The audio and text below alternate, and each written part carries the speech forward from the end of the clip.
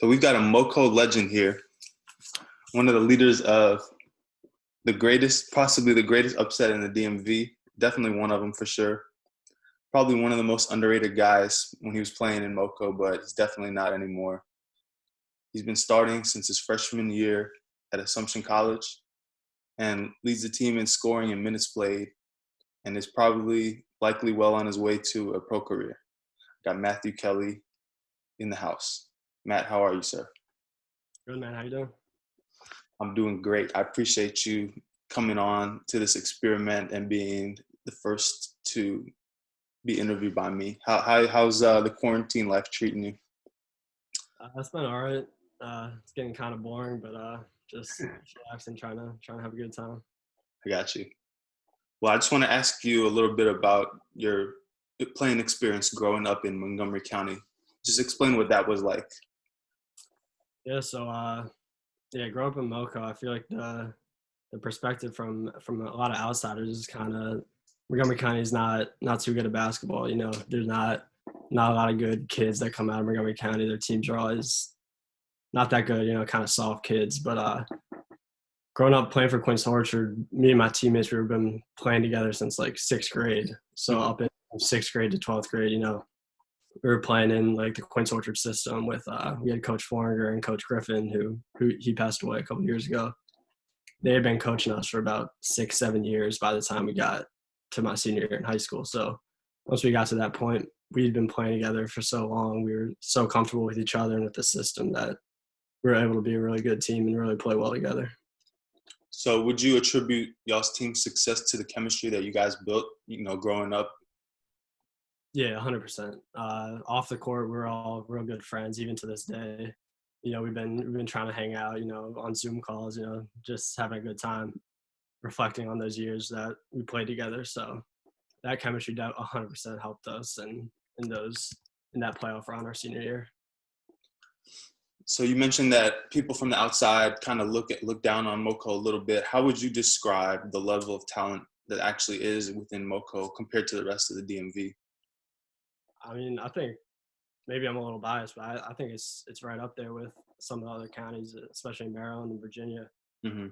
Obviously, Montgomery County Public School, it's nothing on the level like WCAC or any of those private school teams. But I mean, you look at guys who have come out of Moco in the last 5-6 years. I mean, we've had a ton of D1 players who have produced at D1. I mean, guys like Andrew Kosteka, who's one of the D1 leading scorers, Anthony Tarr, Joe Hughley.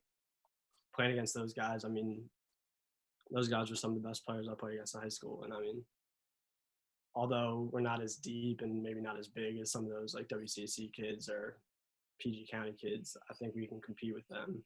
When you get the best of the best from Moco, we can always compete at any level. Who would you say was the toughest player you ever matched up against in high school or AAU? Probably in high school, I'd say Anthony Tarr. That was my sophomore year of high school. And I remember he played for Gaithersburg High School, and he scored 40 on us my sophomore year at home. So I'll never forget that game. But and then AAU, I remember we played against Noah Locke, who's at now. Yeah. And he was McDonough. And I just remember him. He was super athletic. He could shoot from anywhere. That was definitely the best AAU player I played against. What about your favorite teammate? Who was your favorite teammate? I'd say Johnny Firestone. He's been my best friend since like first grade, even probably before that. So we've been playing together our whole lives, like in the driveway and whatever. So playing together on the court, we had good chemistry and always knew where each other was and just felt real comfortable playing with each other. What are you going to remember most about your high school career? Definitely the playoff run my senior year, and especially the game against Wise. I mean, going into that game was, like you said, we were just huge underdogs. Everyone on our team, even our coaches, players, we all believed, like we knew we could compete with them. We had trust in who we were as a team, and obviously Wise there. I think they're the number one team in the DMV at that point. Yeah.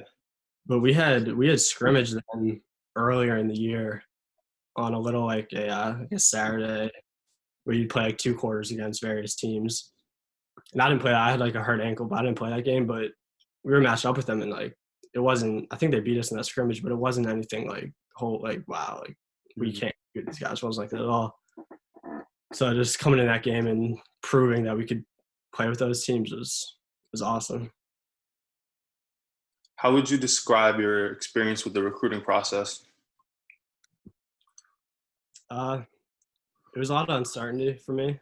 I wasn't recruited by any D1s. I was recruited by one D2 Assumption, which I ended up going to.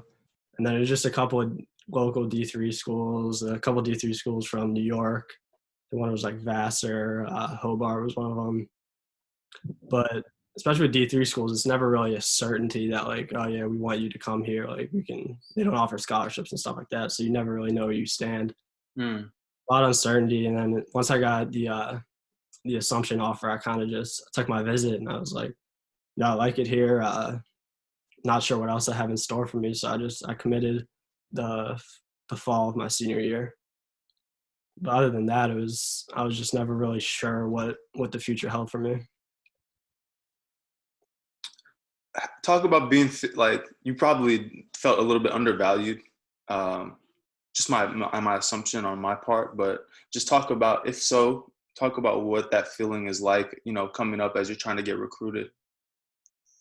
Yeah, it was tough because you see on social media that this guy gets offered by that school or whatever, and you kind of feel like maybe I think I'm better than him or stuff like that. And it's hard to, especially with social media, every offer gets posted and you kind of start to project however you feel on however they're getting treated. But I mean, there's so many young basketball players out there, like especially now seeing how like D2 coaches have to recruit. It's just like crazy how many players there are and how they have to sort through how many players. And like that's how I realized that when I was in 11th grade and like, dang, like none of these colleges are looking at me, like what's going on? It's like it's just hard to find guys out there. And I probably did feel slighted when I was younger, but a lot of it is just who happens to show up on your court at whatever time at an AU tournament with 30 other games going on. So it's tough to balance like, oh, I should have these offers or whatever with what the coaches have to do on their part. Describe your experience at Assumption. How's it been? It's been good. Happy that's where I chose to go to school. We haven't really had a good season yet. My first 2 years we had losing records, but we had a really young team. It was mostly freshmen and sophomores. But this past year we got a new coach. We had our first winning season in a while. And then so I'm looking forward to next year. We should be real good. We have a lot of kids returning, mostly juniors and seniors. And it's just been real good. Allowed me to become a much better basketball player.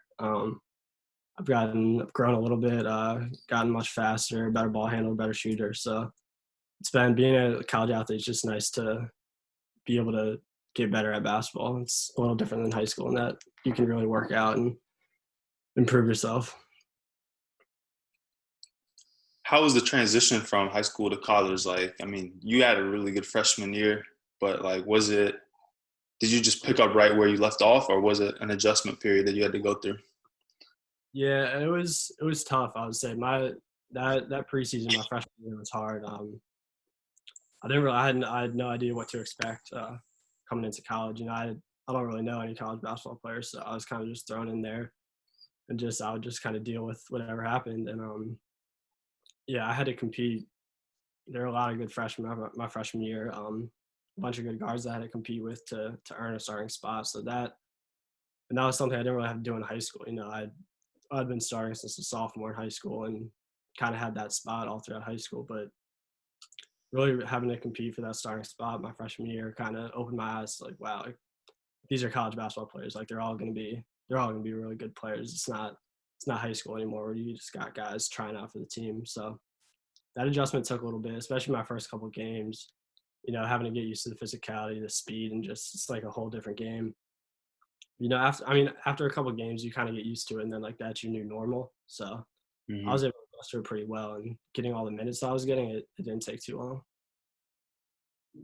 Do you still follow Moco basketball at all?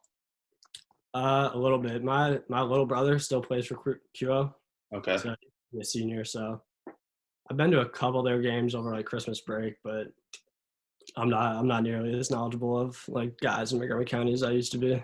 Okay. So if you could tell your brother and some other younger guys coming up right now one thing, what would that be? Uh, just stay patient. I mean, if that's what you're looking for to play college basketball, you gotta stay patient. I know it's hard now because I mean, there's no AAU season for those guys who are like my brother who's going to be a senior. Mhm. So I don't know what that. I've really no advice for that. I've never been through anything like that. But just as long as you keep working hard, I mean, that's really the main thing. Is if you have the skill, somebody will find you, and if nobody finds you, you can always walk on. I mean, on that assumption, we've had 2 or 3 walk-ons every year who've contributed to the team. So I mean, there's a ton of schools, there's a ton of coaches that will look for guys who work hard and who try their hardest and aren't just out there looking to score points, but are like trying to win games.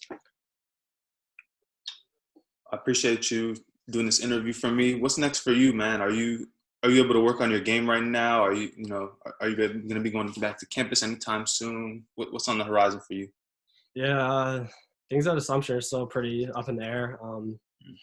I haven't heard anything from the school about like what our plans are in the fall for going back to school. If like whatever that's going to hold. I have a hoop in my driveway, so and that's where I usually work out, regardless of it's quarantine or not. So I still been able to get the same amount of shots up and all that stuff. But stuff at LA Fitness isn't open, so it's hard to get pickup games in. But Yeah. trying to work on that as things open up. All right, Matt. Well, I appreciate you joining me once again. Good luck with everything in the future.